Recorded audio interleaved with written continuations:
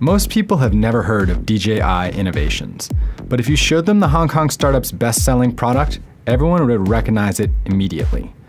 DJI has created our favorite drone, the Phantom, a unit so ubiquitous it has become the face of the technology across popular culture. For better or worse, it's the Kleenex of drones. What made the DJI Phantom so popular was its combination of power, price, and simplicity. They have also offered a much more expensive unit for Hollywood professionals, but it wasn't safe or affordable for the average consumer. Today, the company is trying to bridge the gap between those two with its newest unit, the Inspire 1. Our product design team said that they looked at some sci-fi movies and started designing it. One of our product engineers said that it looks like a dragon skull. I don't know what that's about. We see this as bridging both the community that wants really easy to use systems without thinking too much about the mechanics of flight with the crowd that wants really professional video, easily captured from the sky. The first thing you notice about the Inspire is the way it transforms on takeoff. This borrows spreading wing technology DJI developed for its S-Class units. The legs lift overhead after takeoff, allowing the Inspire to shoot 360 degrees of video. So you got a 4K camera, and it also streams full HD video, 1.7 kilometers distance in near real time, down to your iPad. It also has an HDMI video out on the controller, so you can automatically see this on a large screen or connect it to your Atomos recorder. Right now, it's a modular payload that's formatted specifically for this camera, but we'll have a lot more exciting things to say about that later down the road.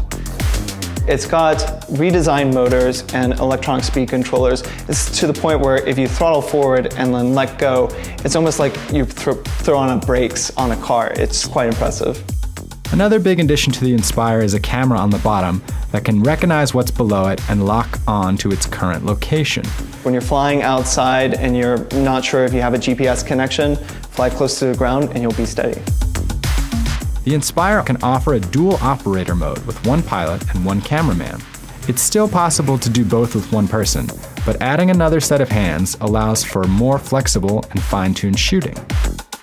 For single operators, the Inspire offers the ability to lock the camera and maintain an area of focus, even as the unit moves about, a godsend for any wedding photographers hoping to capture the perfect aerial shot of that first kiss. The DJI Phantom cost around $1,500, while a fully loaded S1000 ended up closer to $10 grand. The Inspire 1 tries to split the difference with a price point of roughly $3,000.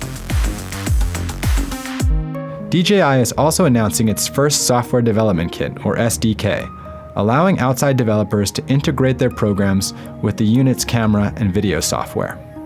There's some applications looking at 3D mapping that we're really excited about. There's a whole host of applications that we never really realized that these aerial systems were perfect for, but people are using the systems to explore.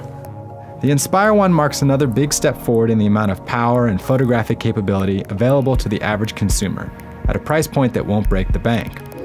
That, in turn, is a reminder of how little safety and privacy regulation currently exists in the US. With $3,000, anyone, no matter how old or inexperienced, can purchase this unit and start flying it the same day. When people start thinking about this technology, they recognize not only the form factor of the Phantom, which is pretty iconic at this point, but also how easy and accessible it is to use so that even Cartman can fly it. Dude, no way! This thing is so epic! There definitely is that question of how do you integrate this technology into the airspace safely, and that everybody's following the rules. An Eyewitness News investigators exclusive that's getting a lot of attention tonight. How was a man able to fly a drone over the busy streets of Manhattan? From our perspective, we're looking forward to a lot clearer rules in the US. and several other markets like Japan, Australia, Germany, there is already that framework in place, and we're seeing a lot of success.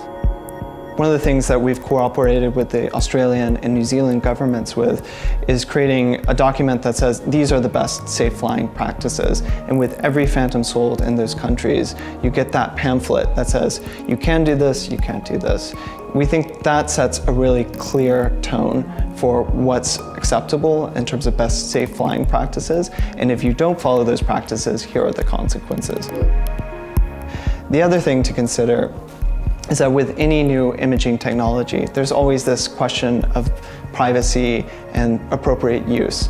So on the one hand, you have governments implementing privacy rules that help protect people's privacy.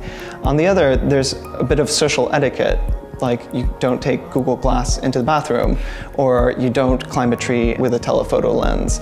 So those are kinds of things that I think people will start to understand a little bit more as the technology becomes more commonplace.